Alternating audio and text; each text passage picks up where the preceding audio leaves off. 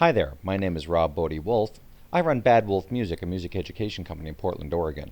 Today I want to talk about the 5 modules that go into a digital synthesizer. These modules are the oscillator, the filter, the amplifier, the envelope, and the low-frequency oscillator. The oscillator, technically in our case a voltage-controlled oscillator, can just be shortened to the VCO. And its job, the first job, is to create the sound. Our sound has to start someplace, and whether or not we're trying to create the sound of a violin or something that sounds more like vocal cords or even the plucked string of a guitar, the sound has to start with a digital waveform. So this digital waveform could be a sine wave, a ramp, a square, a triangle, or any of a number of core waveforms.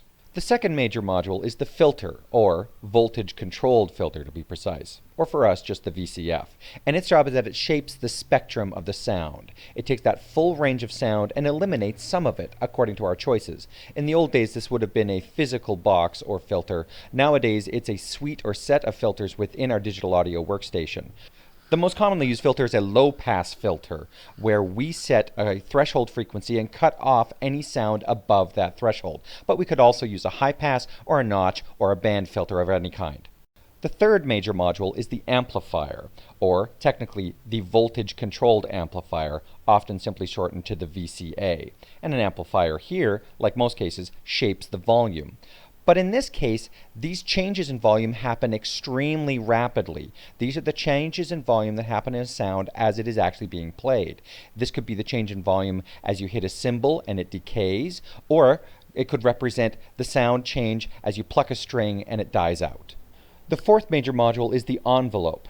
And technically this is the shape of the sound with regards to the amplitude and the time when compared to the start and stop of the note being played.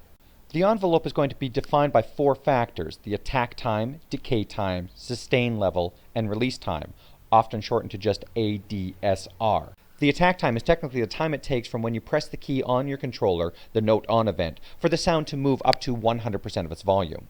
The decay time is the time it takes from the note to move from 100% of its volume down to the sustain level of elongated notes. The sustain level is the non-time related variable, and this is simply the level of amplitude or volume that a sustained note will be held at, below 100%. The release time is the time from the note off on the controller for the sound to decay down to 0. And your envelope will be made up of these 4 different factors, giving it a certain shape and style. The fifth and final module is the low-frequency oscillator, shortened to LFO. And low frequency is the key here. It is usually below 20 Hz, although it could be anywhere up to approximately 100 Hz. And these low-frequency changes are usually below the level of human notice, human perception, or human hearing.